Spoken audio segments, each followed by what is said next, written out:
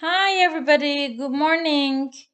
We're gonna continue our lessons with past continuous tense and we're gonna make some exercises more. So, Julie, she, Julie was sleeping at 3 o'clock. Julie was sleeping at 3 o'clock. Saat 3'te Julie uyuyordu. You were studying at 3 o'clock. Saat 3'te sen ders çalışıyordun. Bence şöyle devam edelim. Siz videoyu durdurup cümleleri yazın. Sonra devam ettirip kontrol edin bakalım anlaşılmış mı? Anlamadığınız yerde de sorabilirsiniz. Okay, so Luke is he. So we're gonna use was. Luke was reading at 3 o'clock. Luke saat 3'te okuyordu. I was working at 3 o'clock. Saat 3'te ben çalışıyordum. They were eating chocolate at 3 o'clock. Saat 3'te onlar çikolata yiyordu. John was playing tennis at 3 o'clock. Saat 3'te tenis oynuyordu.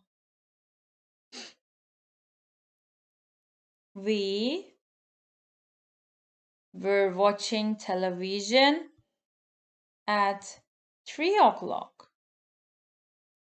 So Julie was sleeping, you were studying, Luke was reading, I was working, they were eating, John was playing, and we were watching television. So let's continue. He was using the internet at 3 o'clock. He was using the internet at 3 o'clock. Saat 3'te interneti kullanıyordu. You were cooking lunch at 3 o'clock. Saat 3'te siz ya da sen öğlen yemeğini pişiriyordun. We were traveling to London at 3 o'clock. Saat 3'te biz Londra'ya seyahat ediyorduk. We were traveling to London at 3 o'clock.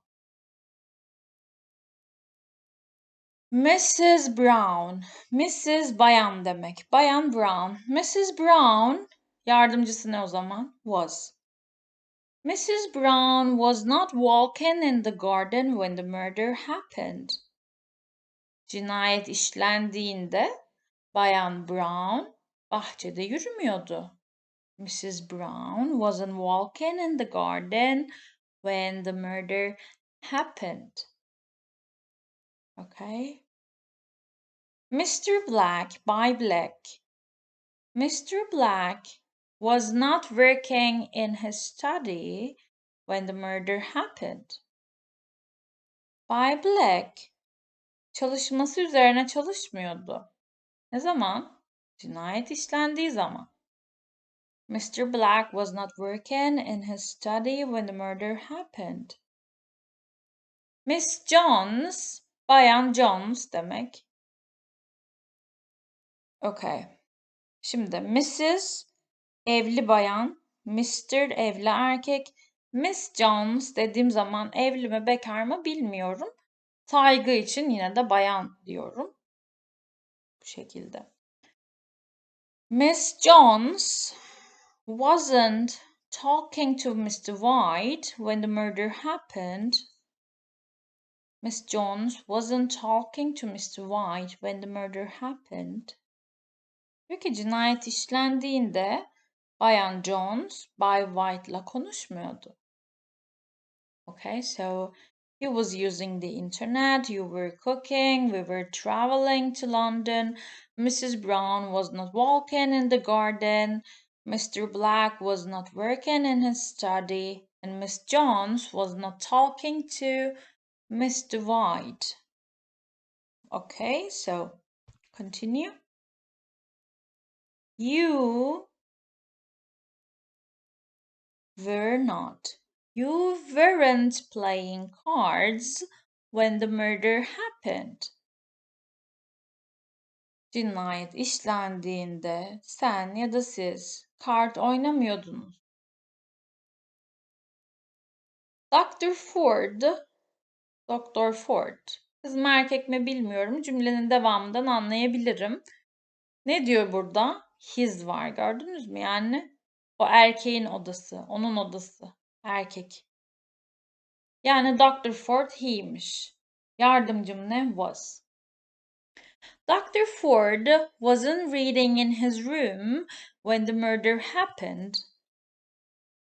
Dr. Ford wasn't reading in his room when the murder happened. Cinayet işlendiğinde Dr. Ford odasında okumuyordu. Okay. Mr. and Mrs. Green. Bu genelde hata yapılan bir nokta. İki kişi. Bay ve Bayan Green. Yani sadece şurada Mrs. Green gördüm diye wasn't demiyorum ya da Mr. gördüm was demiyorum. İki kişi bunlar. Bay ve Bayan Green dediği için were. Okay. Yani they, onlar. Mr. and Mrs. Green were not eating in the dining room when the murder happened. Cinayet işlendiğinde Bay ve Bayan Green, dining room yemek odası demek. Yemek odasında yemiyorlardı. Okay, Mr. Blue, Bay Blue.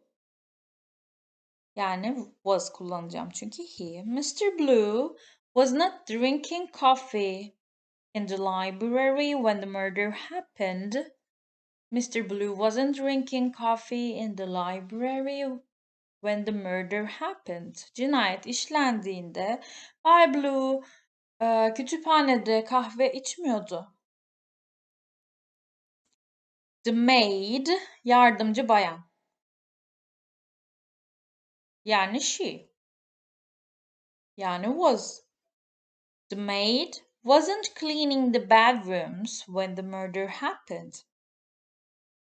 Cinayet işlendiğinde yatak odalarını toplamıyordu. Ya da temizlemiyordu. Daha doğru. The maid wasn't cleaning the bedrooms when the murder happened. Okay. I wasn't listening to music when the murder happened. Cinayet işlendiğinde ben müzik dinlemiyordum. So the dogs, köpekler. Yani onlar, they. Yardımcım ne? Were. The dogs weren't playing outside when the murder happened. You weren't playing cards. Dr. Ford wasn't reading in his room. Mr. and Mrs. Green were not eating in the dining room. Mr. Blue was not drinking coffee in the library. The maid was not cleaning the bedrooms. I wasn't listening to music. The dogs weren't playing outside. So, this was the end of our lesson for today. So, take care of yourself. Bye.